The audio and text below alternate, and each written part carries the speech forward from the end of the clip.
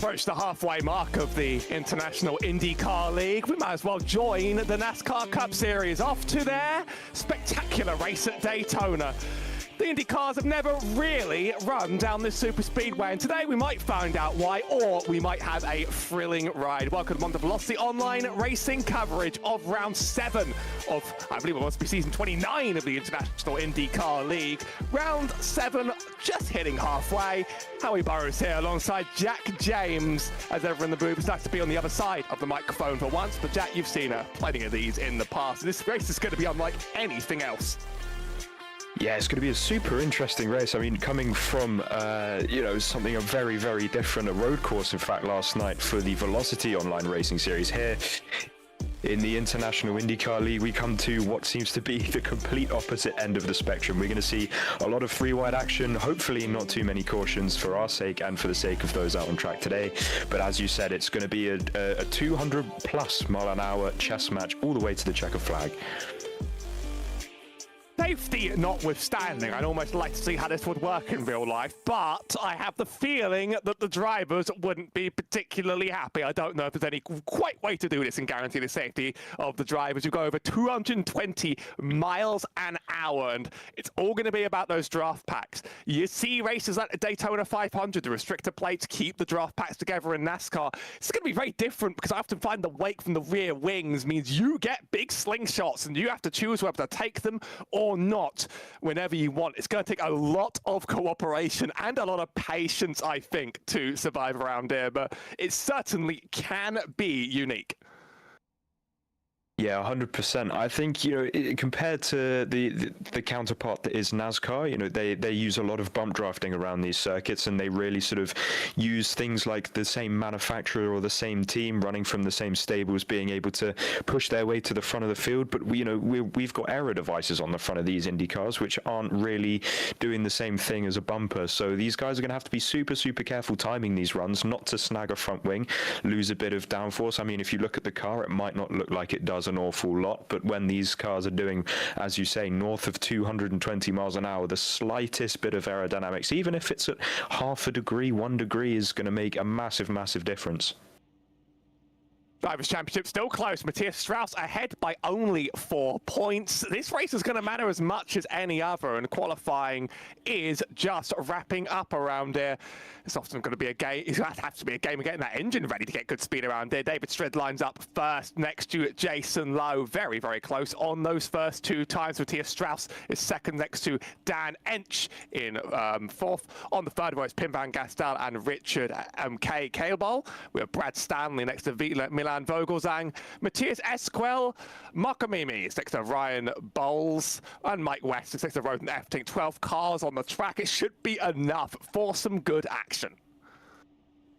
Yeah, it's going to be a really, really interesting race. I mean, Matthias Strauss coming into this, he's definitely making his mark on the championship after a really, really good result last time out that we covered these guys at Texas. They've had, I believe, 1 round since then. But when we last put the cameras on Matthias Strauss, he was miles in front at Texas, ready for a rather easy win, it looked like, until the likes of a one-off entry of Liam O'Sullivan came along and unfortunately took the win off of him. But out of the championship hopefuls, I think he's got nothing to worry about with that second place. As I said, Liam O'Sullivan only did 1 sort of entry just to get some practice in, I believe. But Matthias Strauss lining up on the second row of the grid tonight. It might be where you want to be, actually, because you're not going to be the one creating the draft. You're going to be the one sitting in it, and it might be. We'll have to see who plays the chess game correctly to see where the correct place on the racetrack you need to be. But one driver that certainly knows how to do that is that of Jason Lowe. He's got a 40% win rate from 5 starts here at the Daytona International Speedway since the International IndyCar League has started going here. Another that we need to look out for is your pole sitter, David Strid, an average finishing position of 3.4. So his racecraft definitely teaches him and guides him through the likes of the big wrecks today. So we got some big guns out on circuit today for our race at Daytona. So I think that we should definitely have an absolute corker in store. Still lots to see in this championship before the end. We're around 7 out of 13, but ahead of us we'll have Nashville Superspeedway. We'll have Motegi, as certainly a wild card every time it comes up. Going to Monza, I'm not sure if that's the road course or the oval. I think that's the road course with that kind of lap count. That oval is terrifying. Michigan's going to be one of our other high-speed circuits, as well as Atlanta Superspeedway, and of course Indianapolis to wrap things up. This league is open. It's another one of the great times to get some EU IndyCar racing. I know it's the only one I can attend. I'm too busy on VOR days. I wonder what with. The pack lining up now, 12 cars, and I think you're going to want to have to play this long-run game. We had talked before the race about something around 17 lap stints, although I reckon that fuel saving is going to possibly get you quite a bit more as you back out of draft. You want to take some moves, you don't want to take them all. We've had Talladega Superspeedway, of course, on the iRacing schedule this week, but this track is thinner. It's missing a whole lane up top, so you can be a whole lot less stupid and reckless like I've been on that track before. Exactly, you know, being one of the two big standout super speedways on the iRacing service, as you say, it is possible to run 3 wide here. You see it in the NASCAR Cup Series in the real world, but I think that you always need to account for a little bit more netcode possibility here on the iRacing service. As the pace car pulls off, Howie, we're about to take the green flag. From Daytona, we are green. As we watch the pack just start to settle into their rhythms. Let's listen on board.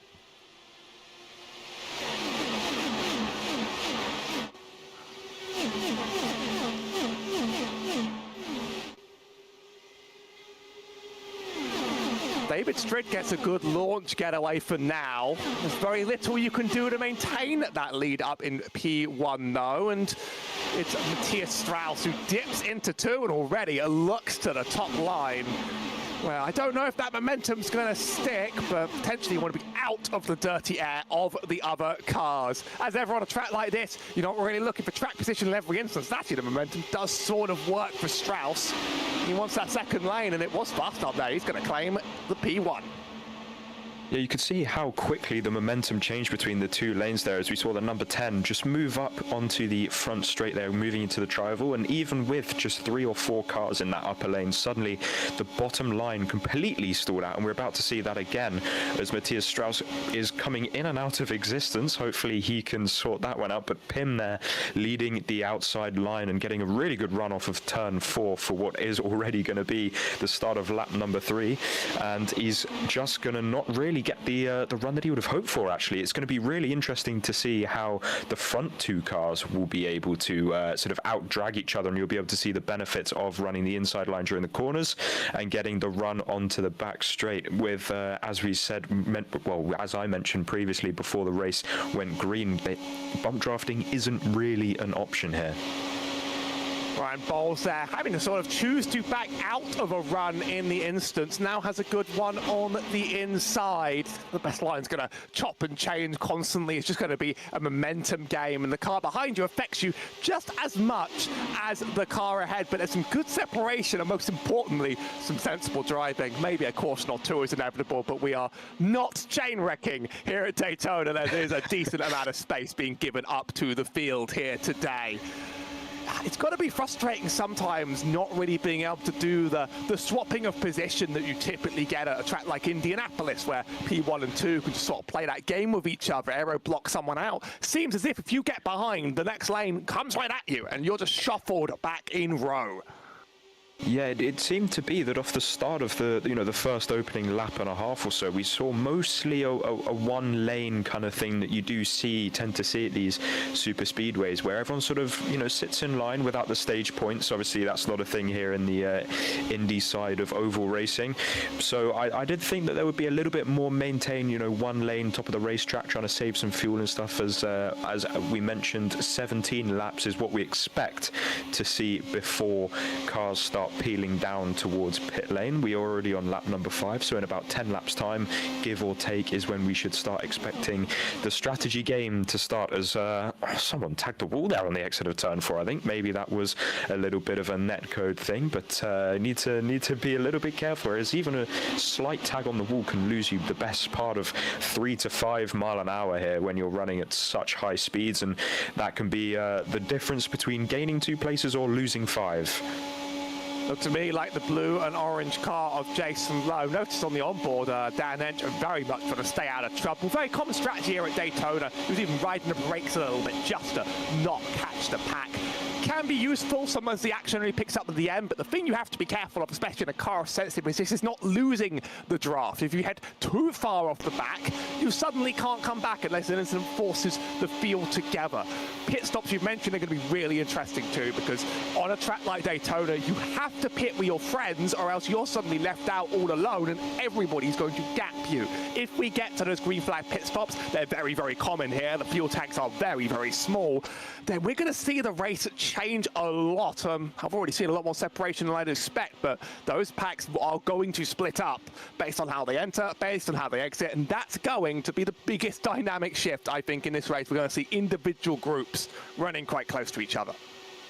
One thing I'm worried about, Harry, is we look at the sort of, if we look towards the back of this pack, is the likes of Mark Amini. You said he's trying to, you know, some of these guys are going to need to choose the strategy of trying to stay out of trouble a little bit, but he's the best part of maybe 3 or 4 lengths at the best of times. He's sort of closed up a little bit now as I've started talking about it, but, you know, there was a stage about a quarter of a lap ago where I thought he was going to start struggling to keep the draft to this pack ahead, because there's a lot of times where I've been on the super speedway side of iRacing, and I think that I'm playing the safe game and trying to give a decent amount of space to the cars in front, and before you know it, the barrier is so thin and the fine line is so small that you only need to be slightly out of it, you know, not even fully out of the draft, but there's a weird sort of buffer zone where the draft from the car in front is not strong enough, and regardless of how hard you press that accelerator pedal, you're not really going anywhere and you're not getting any closer.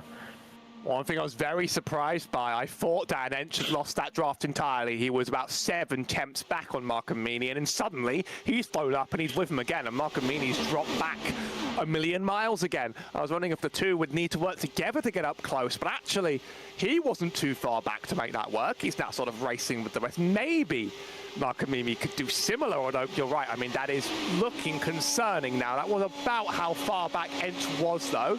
See a little bit of compression up ahead. That's Stanley in the blue car up ahead. Now, that, I think, is close enough to have a draft train. It's just also interesting in these cars. The gaps are so just overwhelming between these cars out here on the track, but they seem to pick up on each other so quick. Up front, having a bit more swapping at Bowles and Strauss are really making up the 1 and 2, but Van Gastel is sitting in the middle. You don't really want to send it free wide until you absolutely have to, although I'm sure at one point someone's going to go for it anyway. As the end race dynamic around here. Until then, you just take advantage of what you have, and I bet you're going to save a lot of fuel in the draft of another car around here.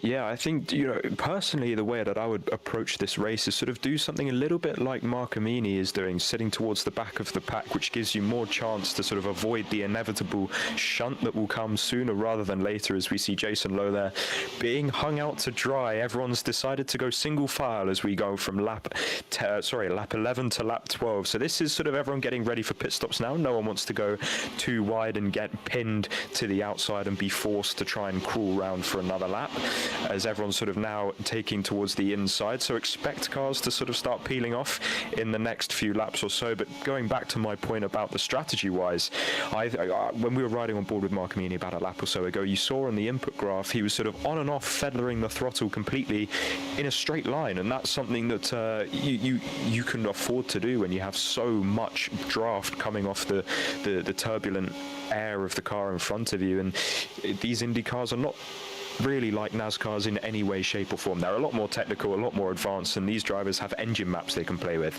And there's no doubt that the drivers towards the rear of the field at the moment may have turned down their engine modes to something slightly more lean in terms of fuel mixture, which will help them go a little bit further into this race. As we now ride on board with Rodan Eftink with Dan Ench in front.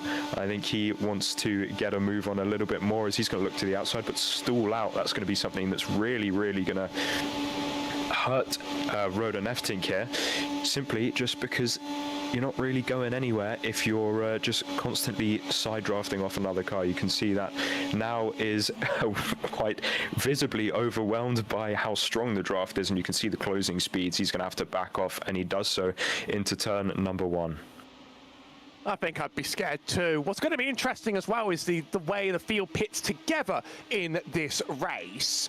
I mean, it's a league rule. You have to announce your pit stops, but you have to do a little bit more than just announce them in a long race at Daytona. Then you often start working with people and actually asking people, are you going to stop with me?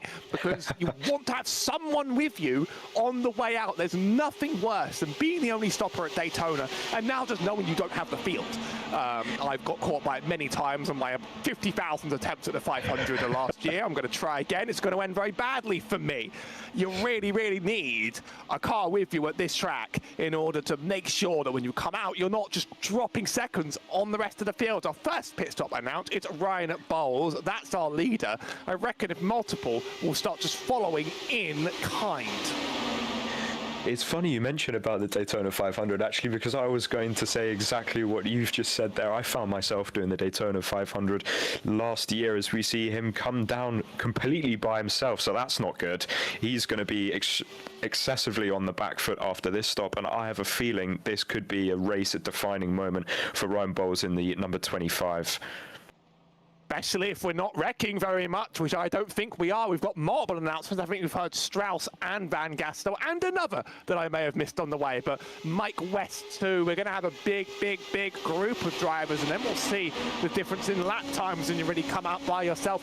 When you're the leader, unfortunately, you have to just pick a lap, and you don't get any control over whether those behind you go for it. Now, here's a 3-car group. These 3 are going to be faster. Mark Kamimi's going to join as well. That means he will come out now on the back of this pack, and he might actually have pace. If you stick with 3 or 4 cars, maybe have a little bit more confidence to sort of push with them rather than doing it with the whole field, and maybe this has worked. Next pack's going to come in next lap, by the way. Jason Lowe has announced a pit stop, so is Milan Vogelsang. Yeah, so that's going to be, I think, the pack with the most experience. Jason Lowe, Vogelsang, and David Strid, 2 drivers that I highlighted there that have excessive experience and win percentage here at... Oh, no, in the background! That is less than optimal for the pit entry. I think we have Vogelsang black flagged. And that's definitely an upside down Dan Ench. I'll need to keep an eye on quite how that one happened on the track. I think it was confusion on the pit entry. In fact, no, it was another car out of control. Yeah, I'm surprised we haven't got a caution for a car crossing to turn a lap completely on its roof. Brad Stanley loses control there, entering pit lane, tries to come back up on the track. Big mistake, and Dan Ench is a passenger there. It's very hard to react at that sort of speed to what's going on around you. Oh, he locks up the brakes too much.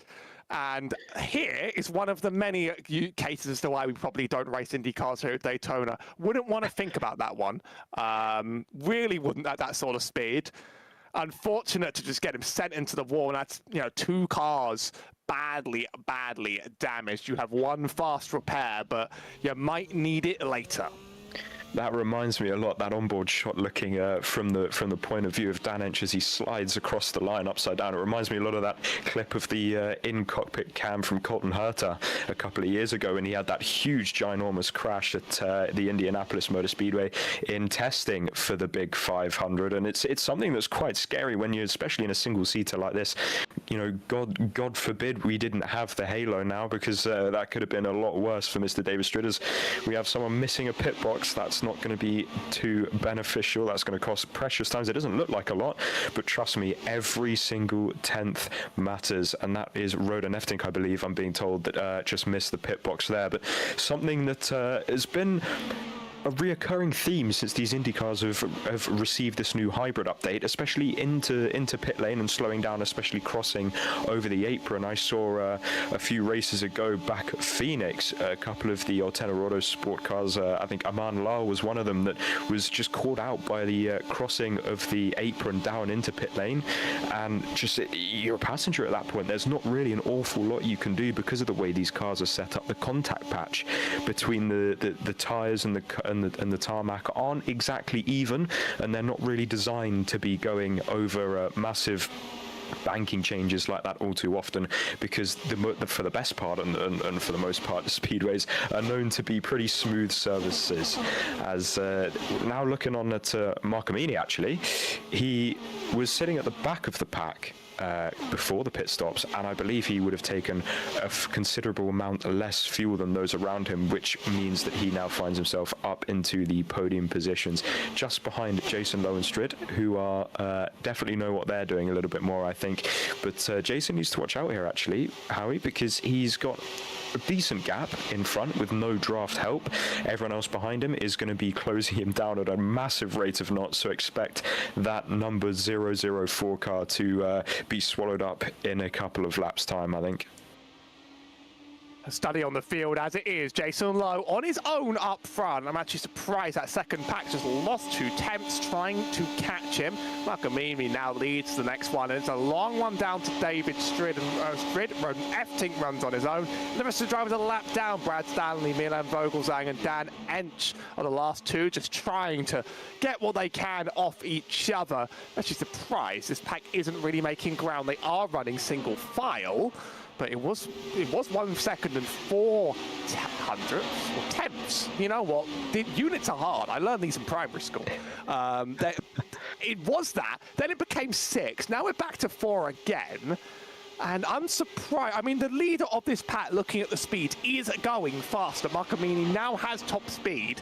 The rest probably need to calm down and just get themselves lined up and not think too much about taking runs, as now that gap is starting to disappear. 120. This is going to become a case of finally them reaching Jason Lowe. And I wonder what they do, because the speed gap is going to be so different when they arrive on board with Marcomini. You can just about see Lowe in the corners, and it literally feels like you're driving a car 50 times as fast.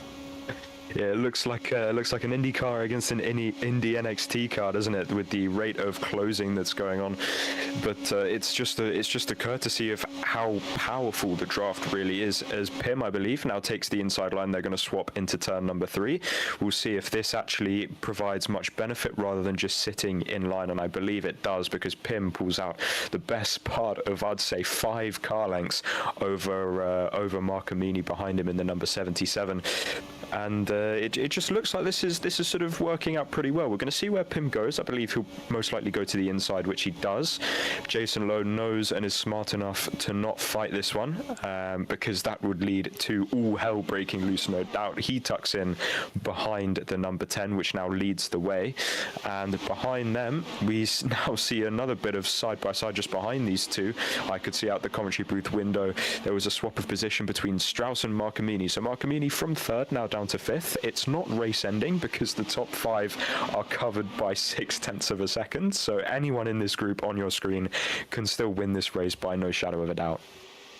We're back to our straightforward pack racing, as drivers like Road Neftink, though, who are really in trouble, basically running their own race and with no chance to get back up unless there is a yellow, and we didn't get one at last time. Usually the yellow gets triggered when you get past on the track, and Dan Ench was pretty much on his own, unfortunately, while he was upside down, and that doesn't lead to the yellow being triggered. I mean, there certainly are some relaxing laps to just keep an eye on, you know. It's almost like just having your little Sunday drive to work, but in a hyper-powered Dallara IR18, you know.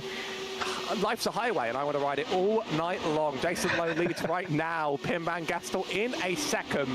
Very single file. We're not sort of doing the 2 packs that we did before. I wonder when minds are going to change. We're actually not many miles off the next pit stops as well that might break these drivers again.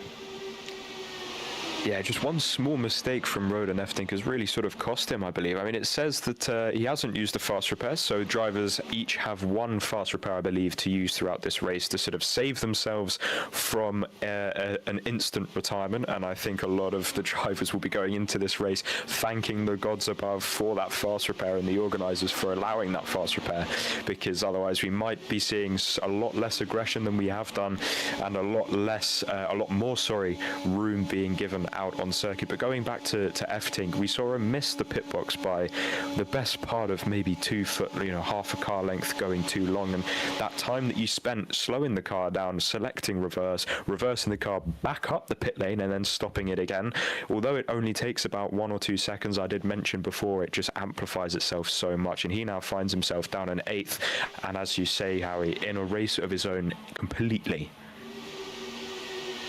Last stop must have been a lot worse, though, because he did spend only 2 more seconds in the box, but he spent another 11, I believe, in the lane, and that sort of explains a 14-second gap back. I'm not exactly sure what caused all of that, but once you're back and down and out, you're back and down and out. A little bit of trading up the front of the field, but it's very, very peaceful now. Drivers really start to lock in for what's going to be another pit stop in around 5 to 6 laps, and those laps fly on by here. Van Gastel and Lowe up front sort of know what they're doing. They're just sort of giving up the P1 place back and forth. One's going high when the other one gets a run, and that makes the most sense for them in the second group. Looks like we do have another taker for the pit lane. Oh, I don't know if we're looking at a replay. Here's Rodan Efting. We went very backwards, so I know that something's just happened. This might be his pit entry and his pit lane drama that we were just talking about. Hooray. It is. So it comes into the pit lane. Everything looks fine. You're allowed to cross under the white line as far as I know. Slows it down absolutely perfectly. Sticks to the fast lane. No rules broken so far. Pretty routine stop. And what you're going to see here, as he turns left to find his box, he will just go ever so slightly long. Yeah, locks all fours. Goes maybe 1 length too long. Has to reverse it back up. Gets the car stopped. The boys get it refueled. No, that's still not it. There it is. No! No! There it is. That's 10 seconds. Oh my word.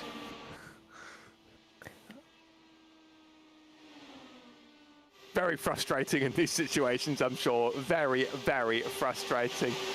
Back up to the front, it is currently, I'm not going to announce every pass like it's the race winning run, as these two are well and truly just going back and forth with each other, and the pack's a lot more single file than it was at the very start of the race. Van Gastel's got to run at 2 temps, but you know what's going to happen. Jason Lowe's going to get back at it, and we are starting to see the emergence of the same strategies you see at Indianapolis, where the top 2 just sort of lock everybody out of their little game on the high side. Lowe, those momentum seems to stall out. He's going to need to try that one again. I wonder if Mike West is going to get it. Nope, because Van Gastel's going into the pit lane. Is anyone going to join him? He does have one. Yes. It's Mark Amimi.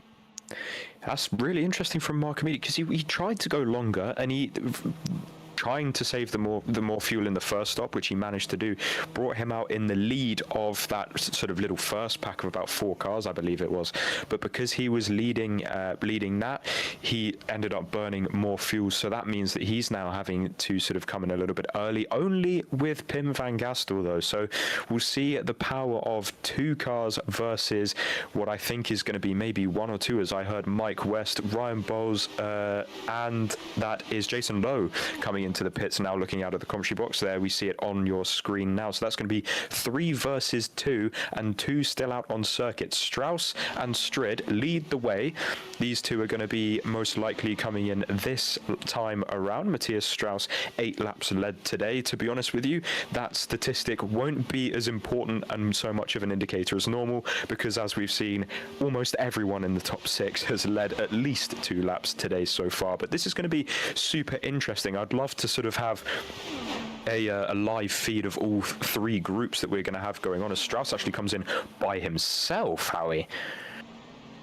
The tech's not there. As someone with 1 PC as well, the tech isn't there quite yet. I'm going to rapidly dart my eye around this field in order to try and work out what's going on myself. Strid currently leads. I think he hasn't taken the second stop.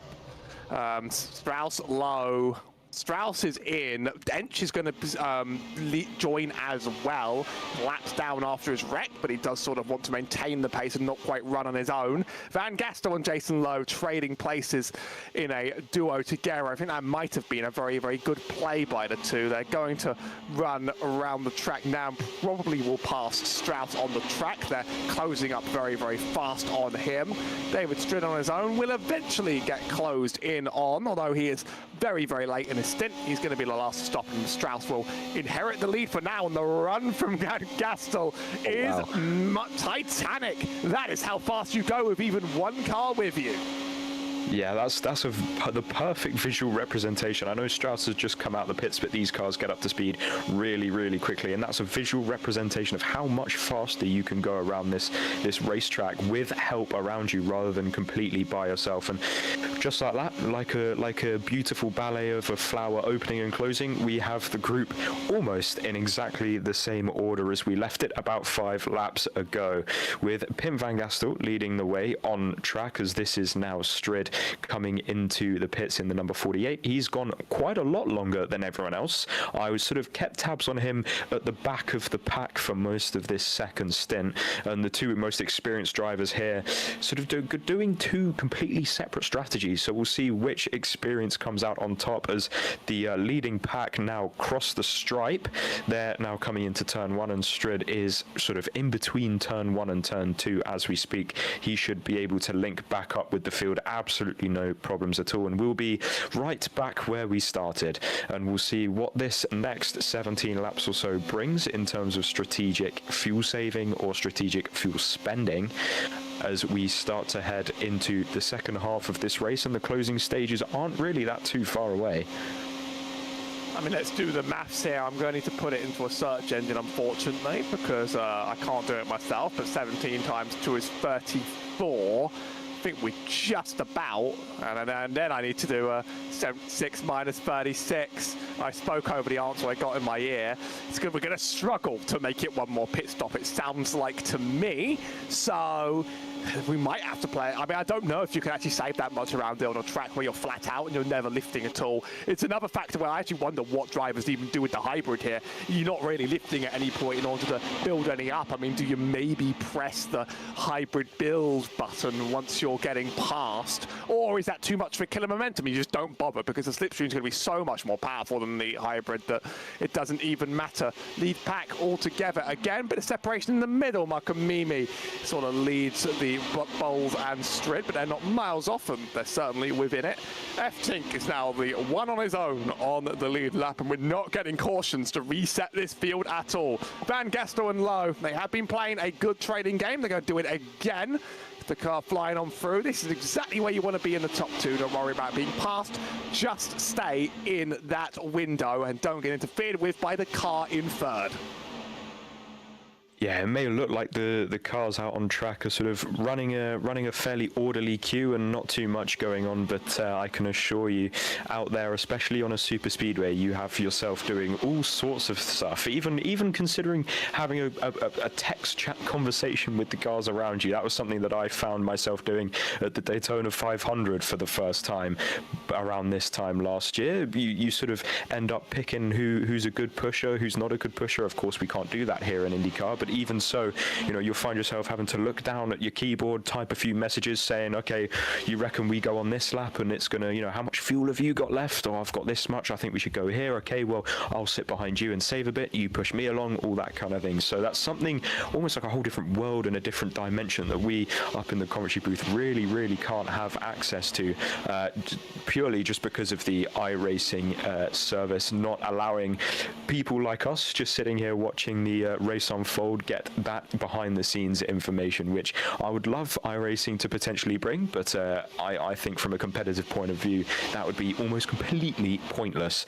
But so far Jason Lowe has sat there in the second place. He's kept himself in contention. He's always been sort of in that top 3, top 5 sort of bracket today, and it's really a strategy that he seems to favour, constantly knocking on the door of the top 3, sort of making himself known there. He's started second and he's still currently second, so again, it's sort of a yo-yo effect. A lot of drivers have, they've been leading, then they haven't been leading, whether that's for pit stops or draft swapping or God knows what. But a driver that sort of found himself more comfortable in the middle of the pack, I think, is Matthias Strauss. He led the majority of that opening stint, currently sat there in third place. And to be honest, I think that's probably where I would want to be at this phase in the race, because you have help behind you if you end up having a little bit of a mistake, whether that's lifting a little bit too much. You've still got 1, 2, 3, 4 cars behind you in Matthias Strauss's position to sort of help you gain back that draft and gain back that lost ground. And the only downside to that is if there is a crash in front of you, you've got people behind you to take off the rear axle of the car and people in front of you to take off the front axle of the car. So it's sort of a win-loss. There's positives and negatives to each sort of position, but I think that's where I would want to be at this point in the race if I was there on circuit. It's got to be no misery quite like being one of those driving on your own, because this track isn't exactly a driving challenge to try and nail even on your own. So some of those drivers like F-Tink, Stanley, probably wondering, we wins the show over. Vogelsang and Ench have each other though to cling on to as they go around the oval. Both been involved in unfortunate incidents. They've lost a lap. They're still just hanging on to each other's draft, but also, like, for someone like Ench to really get back in this race, you'd need multiple cautions, and I don't think that's happening around this year. We could get 1 or 2 more if there's some bold moves. That's Matthias Strauss flying back, and Mike West sending it up the inside, pushes Gastel up high. That was a little bit scary, but I think the aggression's starting to come out. He's looking for track position. Watch that yellow line. Does he want to send it down the middle? That would be silly right now, even if there is an IR18 size hole. Doesn't do it. Gastel goes down. This is where it could get treacherous around here. We all need to calm down just a little bit. You don't have to push to be in this top 2. It's not going to be easy. And Strauss actually declines to take the run behind, which sort of proved everything about who's being patient here right now. Yeah, it almost looks like, with so many laps to go, only 46 of 76, it looks like that move was sort of completely pointless. But from Jack West's point of view, I can understand what he's thinking. He wants to get the track position before the next pit stop, because then that sort of cements your, wow, what a run. This is 225 miles an hour all the way around the outside, and he's going to clear not only Jason Lowe, but Pim van Gastel as well. Mike West hits the front for the first time tonight, and really, I think this is him saying, okay, we're sort of getting towards the business end. I want to make myself known at the front. I want to make myself a contender, and I want to put my statement out there to get this track position and command this race from the front now. And it's whether the 2 cars behind him will sort of let this happen, as I heard a radio call from Brad Stanley that he is going to be making his pit stop from 9th place. So unfortunately, that's not really going to have too much to play with on this lead group that we've been following all race long. But something that I do want to mention is if we come to this sort of if this race runs long enough, which I think it would be, with 30 laps to go, we might start seeing this lead group going so much faster than these lone cars that are sort of circulating in their own little world, picking them back up almost sort of just to tag along with the back of this pack. And with 10 to go, I believe there is a blue flag rule in this series where lapped cars will have to stay towards the back of this train. So it would be a very nice thing to have, with all the cars back together in one spot on the racetrack once again. Would make things a lot more interesting from a visual point of view, as we have now Pim van Gastel going into the pits by himself. Van Gastel on his own. Dan Ench also in the pit lane. He's eating a black flag. Must have been for speeding going in. It's very easy to overspeed going in. I seem to have noticed that it's actually, if you stop first, you're not really in a huge amount of trouble at a field this small around here on your own, because yes, you'll be on your own for a bit, but eventually if the rest of the field stops 1 lap after you, you don't lose too much time, and you end up close enough enough to the pack that either you catch them or they catch you. I hope that's proven true. I don't want Van Gastel to just drop off the face of the planet and not be a factor in this race. I think Michael West is in the pit lane, but again, he's done it by himself. We're all doing this by ourselves. I would at this point be coordinating with others and go, does someone want to stop with me? Rather than just making my call based on my fuel tank at this stage, because that's how you're going to get the most success. It's how most drivers have gotten the most out of it right now. Now we only have 5 in this lead pack. More are going to be dropping in relatively soon. Looking at the laps to go. Again, we're going to need another stop on top, so we're going to need one more round of this after this. Yeah, there we go. So I was going to say Jason Lowe and Mark Amini said in the server voice chat that they're going to be dropping down into pit lane, and lo and behold, we are looking at Jason Lowe making his way down the pit lane at a very sort of tame 80 miles an hour compared to what we're used to seeing north of 200 as he now stops in the box. He's not going to miss it. No, absolutely not. Of course he wouldn't.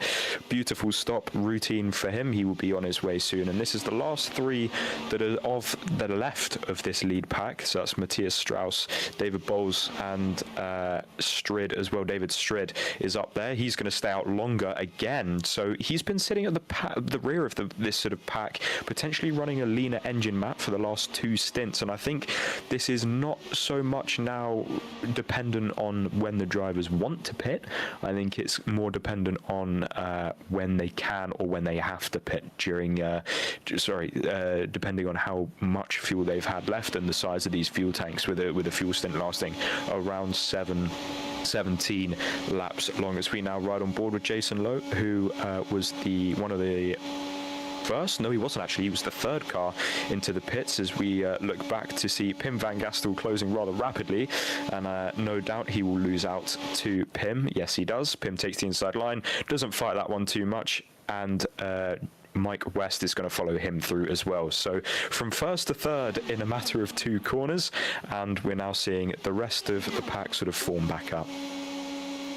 Van Gastel did stick with the rest of the drivers. He's just, I guess, been 1 lap off rhythm if you've been relatively close to the field. It hasn't been the total doom to your day because he sort of remains in with this pack. I still would rather time it with others. Strid up front to get to stop. Mike West, therefore is the leader that's inheriting the P1 this race after his bold move to take over this race. He does want to be up front now, although that will burn more of his fuel, and he might need to stop just a little bit earlier. One thing about stopping out of order is you does shuffle up your position in the line. See multiple drivers going too wide in this lead pack, and a huge run on the top line from Matthias Strauss, who I think is gonna wants to go right for this win himself. One of the 2 black and red cars on the field. Big gap being left to him, almost 3 wide from Van Gastel, you would think. Bit of dirt, yeah, as Mike West washes up in his way. And things can change the moment you look away. Things can change very, very, very rapidly. I trust me, I've been there. I've controlled cameras. I've missed it. It's made me very sad. Bowles and Eftig on their own, 6 seconds back. They do have each other, which I mean means that their pace isn't going to be a total disaster. I need to look at their car speeds and really work out. Then I think they're just about fast enough to stay where they are. I don't know if they can really catch up before the end. We'll keep an eye. 6.2 seconds. Now, remember that number. Write it down. See what happens. Here they are closing. It looks like they might just be closing a little, but they have to be more disciplined than this. That's going to slow them back down again, just trading that much. You do a little bit when you get the run, but you have to accept one person through those turns, or else you're going to side draft each other into oblivion. David Strid slowing down quite significantly. I think he did just do his pit exit, and he exited right in front of the field. Yes. So that's got to be scary, kind of the pack coming up on you and you just thinking, I have to not die. But actually, he's ended up relatively close to this pack. I think he's enough to get a little bit of draft at the back of Jason Lowe here. And yes, Rome, Neftig and Bowles, they are catching 5.5 seconds. So they will be here, hopefully, by the end of this race. I'm super interested what happened to Bowes, because if I'm not mistaken, he was part of this sort of lead group before the last pit stops, and I wonder if it was another pit stop whoopsie, either missing the box or going a little bit wrong in the pit lane, but maybe we can catch. 33.3 seconds versus 28 in the pit lane.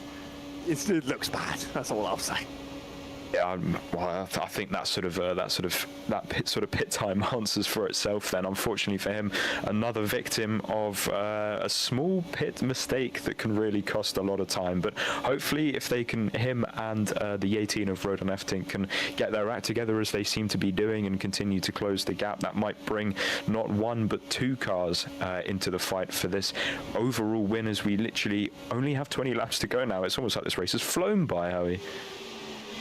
Like the cars, we're very close to really having our, being in the window of our last stop, and I don't know when drivers will take it, whether they'll try and split this in half or just top off the tank or do whatever. We're not going to see them jumping straight away, but around 16 to 17 laps, I mean, you could roughly make it. So it's going to be interesting seeing how drivers have less fuel in the tanks, and I'm very impressed that the field has mostly kept it together. We have seen living cases that you probably shouldn't run these cars at 230 miles an hour around a super speedway in real life if you value your drivers, but what we have seen is generally clean racing from the whole pack, well, genuinely clean racing from the whole pack. The only incident really was an accident on pit road that took out Dan Enns, who did leave after his black flag on the pit entry. Down a lap, don't really want to go another. Better luck next week to Dan.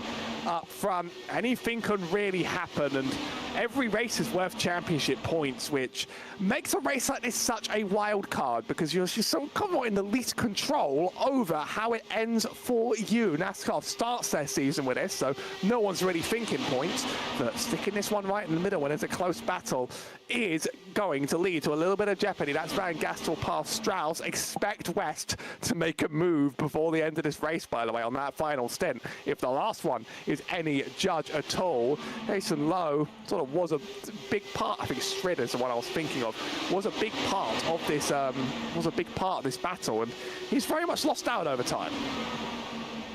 Yeah, it's interesting to see how over the course of the race, he was a bit more racy in the first stint, and now he's sort of made himself very comfortable with the chasing roles sat at the back of this lead group throughout the race, really. And I think what he's doing there is just trying to open up his pit windows as much as possible and really shorten down that final pit stop time, because what we might find is that he's saved enough fuel to have, maybe 2 or 3 seconds less of fuel than those around him, which, by the time everyone gets up to speed on the racetrack will be a rather comfortable gap towards the end of the race, which might be enough to actually help him win the race. And that's something that is very, very common in IndyCar.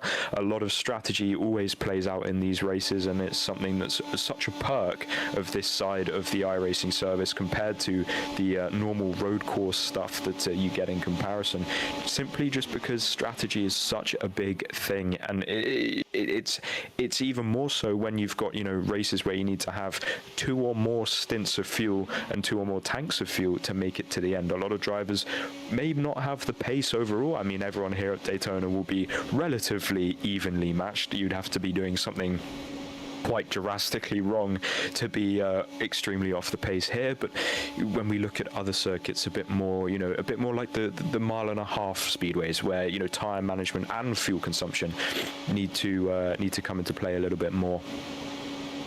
I mean, I once raced for several weeks with a gas pedal that didn't go down to 100%, so that's a way you could lose all of your pace. Strauss trades to up front. I think I've just heard the announcement of Strauss pitting in the chat. I don't know if that's a repeat or I don't know if that's the newest one, but I think drivers might be looking to get it done now. Van Gastel's 14 into a stint. You could split this into half now if he were to stop. And then that's going to settle the field, and it's going to get very, very, very dramatic by the end. Vogelsang announces it as well. We are certainly getting our first pit wave now, and this is the last chance you have to not miss your box and not start reversing down the pit lane. Who's going to take it? A few announcements, and I don't actually see much of the field take it. It might be some of the drivers, further back. Bowles is further back. Efting's further back. Van Gastel announces now it will be the main field next time around. Yeah, so I think that announcement you heard that you thought was Strauss was actually Efting, because he now joins right in the mix of the battle for the lead. But it's interesting to see him come in so much earlier. I would assume that that's restricted by him running out of fuel rather than choosing to pit at this stage in the race when he was working so well with Bowles to close the gap back down. But he's now in this lead group. He's going to be stuck a lap down as we see Van Gastel with a big lock up into pit road for the last time. No black flag. He did make it. Mike West is with him. Going to keep an eye on those pit lane times. Really, 27 to 28 seconds in the lane is a good stop anymore, and it's all gone horribly wrong. Van Gastel makes the box, West makes the box. They'll both be leaving right on cue. Lap traffic for the lead field. He's going to stay low. That's not usually typical, but the field's just about going to make this work with the run. Now they're going to be split in half with a bit of a lap car in the way. Low goes down to pit lane, and Alone again actually touches some of the grass on the outside on pit entry. He's okay, but it was almost just a little bit scary. That leaves 3 up here with lap traffic in the way. Strauss, Markamimi and Strid are the 3 up in front, but there's sort of cars everywhere all over the field. I think that's Roden F-Tink up in front of the 2, sort of providing a little bit of a blocker in the way. The lead lap cars can ask for any lap car to move, but it's going to be very hard to safely move on a track like this. There's our next stop. It's Matthias Strauss on his own. Yeah. What I think is really going to be interesting for this sort of the guys that are still yet to pit, especially David Strid. You know, he's been used to running these last few laps by himself. He's now got the best part of 2 cars that are going to be lap traffic that have pitted more recently, so they're going to be a little bit heavier, but most importantly they're going to be punching that hole through the air for him to sort of try and gain a little bit more ground. The only person that he has to worry about at the moment is Markamini, and I believe that Markamini has sort of run a little bit shorter, maybe by 1 lap or so, as he now takes to the bottom side of the yellow line. So yeah, he's going to come into the pits as well, which leaves David Strid leading the race and the last person to pit out of the lead group. But he has got draft from Roden F-Tink and from Bowles as well, which is going to be super interesting to see where he feeds out. He's been coming out sort of at the back of that lead pack. As what on earth has happened to Jason Lowe on the exit of pit road? Did you catch that, Howie? I was too busy looking at the leaders. I'm going to keep an eye on that, as it might usually was just a dodgy, oh, it's bad. It's not good. He put a little bit too much power on the pit exit, which is unusual for a car of a pit lane speed limiter. But as you trace, this engages, he gets a slide. Talk about getting sent to the back. Heard that maybe F-Tink gained quite a bit of time in the draft, which has put him in a very unusual place on the track. Markamimi just come out of pit lane. He looks to be the inheritor of the race lead once David Strid stops.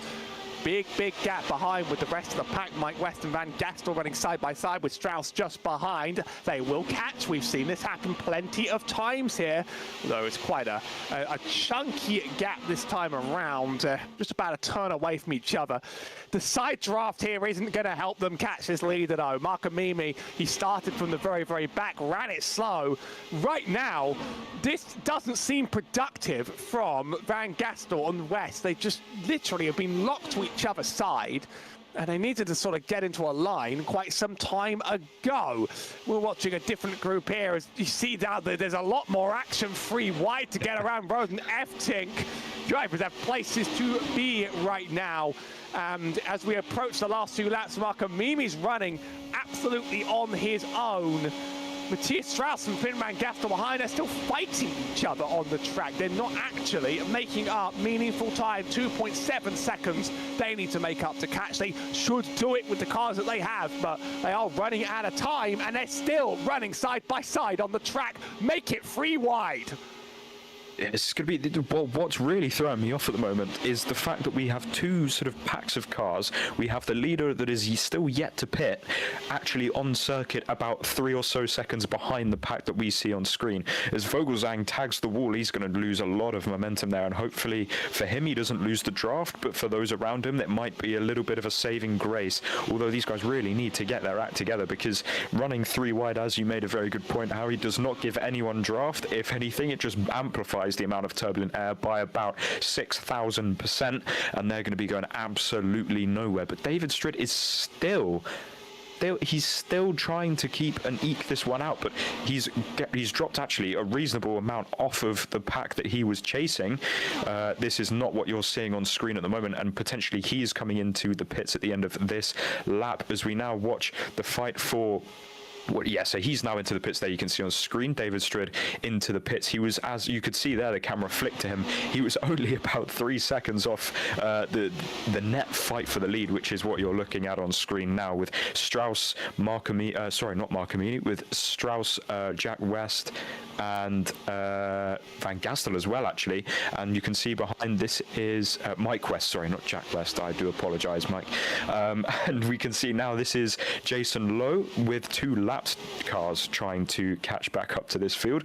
But for him, he's going to need to use these guys. He's not going to want them to get out of the way just yet, although he does look to the outside line of Ryan Bowles. I'm watching his lead pack like an absolute hawk. 1.7 seconds now, the gap. They're starting to single file out and starting to catch, but they only have 2 minutes to make up 1.6 seconds on the track. They don't have terribly long, and Marco Mimi could run away with this like nobody else. They're still battling West, Strauss, and Van Gastel.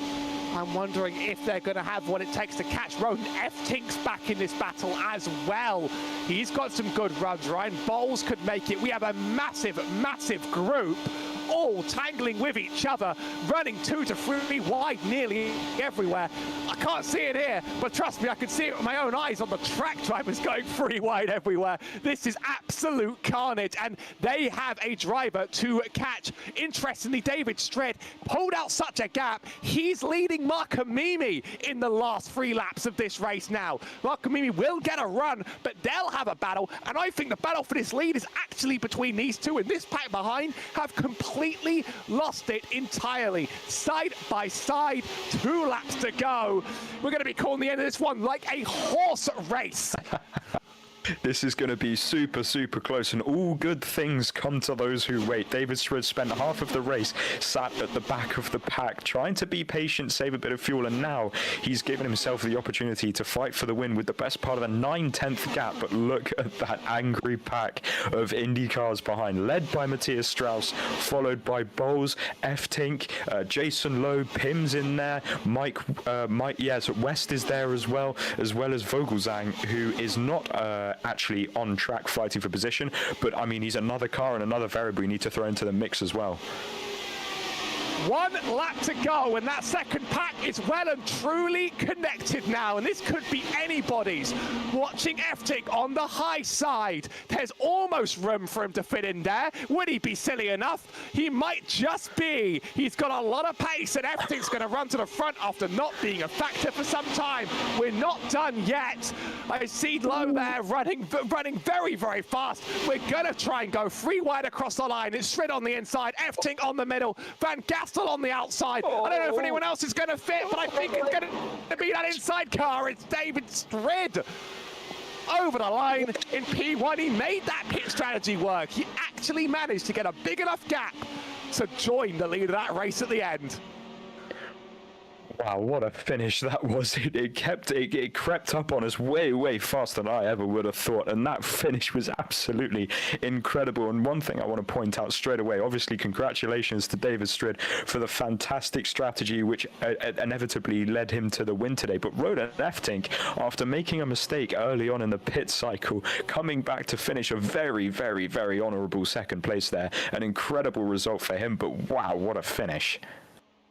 Well, F-Tink started 12th on the track. That makes our last place on the grid, and with setbacks early, but I should have counted on him to be inevitable. I've watched enough VOR in my life that these things sometimes happen. Absolute thriller at Daytona. There was a little bit of a wreck coming to the line, a few cars involved, but to be honest, it's the sort of thing that does happen around it. I think it was Ryan Bowles just sort of runs into the back of a couple cars. He runs into the back of the blue and orange Jason Lowe at the end, but when you have that sort of run, you really ought to try and take it at the end of Daytona. That's often how these things go. But David Strid played a smart game. Yeah, he had 4.2 seconds in the pit box at the end, 25 in the lane. He had about a 35-second gap when he stopped. That really allowed him to take advantage, start from pole, finish in P1.